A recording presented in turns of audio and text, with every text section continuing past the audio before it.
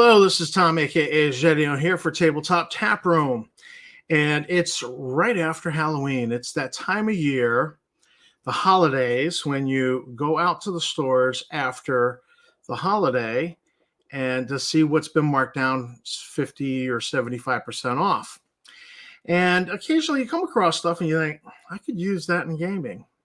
Like, for instance, I came across at the local Walmart this Halloween spider confetti. Uh, and, the price was already hard to beat, 98 cents. It's a bag, 100 pieces in there. And so what I actually did was I made spider swarm bases, and this is going to be a craft tutorial video. Just show you how I did it. Here's a picture of how the bases look. I did a small and a large. I probably have 25 cents worth of material in these two bases, excluding the cost of the wooden disc. And again, what's in that wooden disc? Like 30, 40 cents for that? I don't know. I can't remember. But these were insanely cheap and insanely easy to make.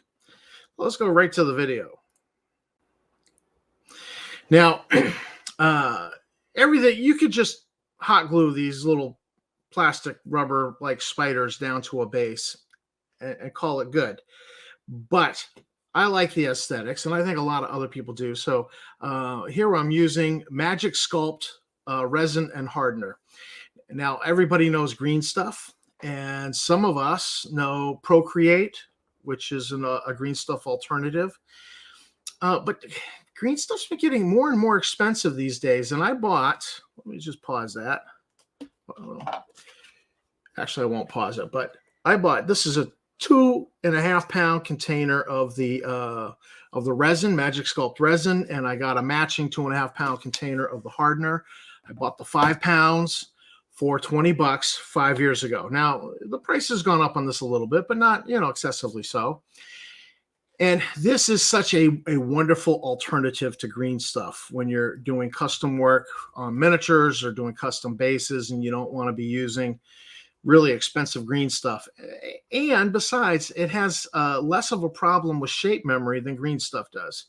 I highly recommend this. I'm using a Teflon sculpting tool to smooth it out. And we're dropping it into a Warhammer miniature handle.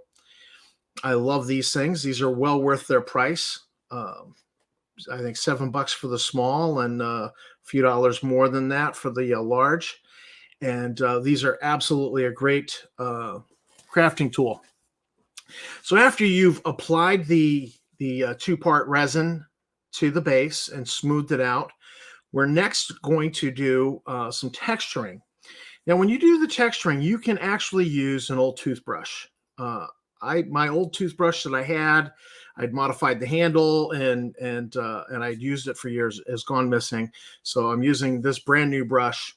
I actually like an old toothbrush you've actually chewed on and brushed your teeth with for however, longer than the dentist recommends, because then it's really ratty and the bristles aren't in a nice pattern anymore. And it really does a great job with the texturing. So I've textured it up with this brush. And the next step is going to be to grab some gravel flock. This is Games Workshop gravel flock. And I'm just pressing it down with the end of my X-Acto knife there, just to make it stick. And in the end, you could actually put this on and then brush on a watered down PVA or white glue, and that'll make it bond to that. But, this resin's tacky enough that it will stick. And with a couple of coats of paint, I really feel like I don't have to worry. So this is, now that was a wooden desk. These are fender washers, and I've glued a little piece of cardstock on there, and I'm just doing the smaller base on those. Same process. We're doing the speeded up video here and cutting to the chase real quick on this. Now, in the end, I really felt that the larger base came out better than the smaller base, because I felt like I had to glue more spiders onto the smaller base. And so there, I just dipped it right in and then brushed off excess gravel, and it got a little bit better look. But in the end result, I was gluing on too many spiders onto the smaller base because I felt like I needed to get more spiders to warrant it being a spider swarm. You don't have to pack them in so tight on the bigger disc, and I like that. And it just has, in the end, it had a better look. Now, this primer that I'm using, this is a brush-on primer from Vallejo. Here's the product. I love the Vallejo primer. I've been using this for years, and I feel like it works better on metal miniatures than a spray primer. And so, I use it now. I just keep it on hand in, wintertime, and I don't want to go out in the driveway to use a spray can. Brush-on primer's the ticket. Then, because I was doing these, we're going to hot glue these black spiders on there. I'm using a lighter coat of brown to paint up these bases. Normally, I would go with a really darker brown. This is much lighter, and I just felt like I should start a little bit lighter for a little bit more contrast with the spiders and not have it be so muddy. So here we go with the dry brushing. We're going with a lighter tan, and then we will finish it off with a linen dry brush color. And, you're not putting a lot on. Again, you're just dry brushing. And then to pull the whole base together, we are going to be using Citadel washes. Now, I've pulled up two that I use here. I use the Reichland Flesh Shade. This used to be Ogren Flesh Wash, and they discontinued that name. It's the same product. It's just got a different name. This is actually redder. I use this on the smaller base, and it has a more redder tone to it. And then I also used this shade Seraphim Sepia. This actually has a yellower cast to it, and you'll see that when these bases dry. So you can see the smaller base a little bit more reddish in color, and the wash is running into all the cracks. And now the Seraphim is going to be a little bit yellower in cast. And so I tried them out. I actually like the look of the Seraphim over this Reich shade, the Reichland Flesh Shade. I have used this for years. It's been one of my favorite washes from Citadel, and I used it before it was this name. But I'm actually really being won over by this the Seraphim Sepia. Once this dries, we do another dry brush of the linen just to pick up the highlights again. And you can see there the bases are done. Let me pause that and give you a better view.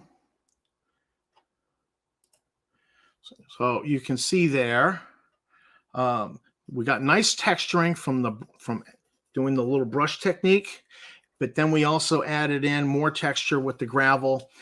You could go a little bit further with this and add some static grass or some clump foliage, but I just went barren soil because these spider swarms could be in a cave, they could be out in the outdoors. Doesn't matter, there's no grass on that base. I think they look good, and they're going to look good with the spiders. And here we go with the spider confetti. And there's 100 pieces in here for 98 cents. It's ridiculous how cheap this was. We're going to use the hot glue, and I had to actually go out and steal the wife's hot glue gun. It's a smaller nozzle, and so it's putting a smaller dollop of glue. I've got a big, whole hog hot glue gun that was gonna make a mess. She's laughing over there. She doesn't know I stole her hot glue gun. What? Yeah, well, you weren't using it. It was in the craft room. And then I recommend having tweezers on hand to pull these little glue webs off. Now you might say, well, you're doing spiders. They didn't look good in the swarm. You could certainly play around with a hot glue gun making spider webs if you want. They just weren't going to look good there, and I just so use the tweezers to pull them off.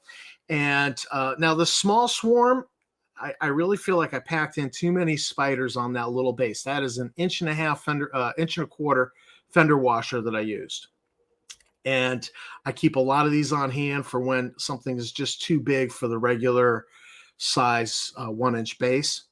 And the 1.25 tends to work well for when you got a bigger miniature. I just keep these on hand all the time, and I thought this would make a good spider swarm. I don't know. I think maybe 1.25 is too small because you're packing them in, and it just doesn't feel like a spider swarm with only 3 spiders on there. So maybe 1.5 to 2-inch base would be better. These wooden discs are, I think, 2.5. And here we are, last spider going on that wood disc base. And finished product coming up. Well, there we go. So you can see it's a little less crowded on the bigger base, and to me, it just looks better. And the only thing more I would do with these is I might do a dry brush with a dark gray. So it kind of highlights those spiders a little bit. And then spray the whole shebang with a matte, a clear matte varnish. And there you go. Spider swarms, literally like pennies on the dollar to build these. So this is Tom from Tabletop Taproom with a quick crafting video and spider swarms, recycling markdown after Halloween decorations into a game piece for your D&D game or whatever game you happen to be playing. And I want to thank you for watching the video. Thanks to my subscribers. You guys are great. And if you are not a subscriber yet, please consider hitting the like, subscribe, and bell icon. Help me build the channel. But until then, keep on gaming.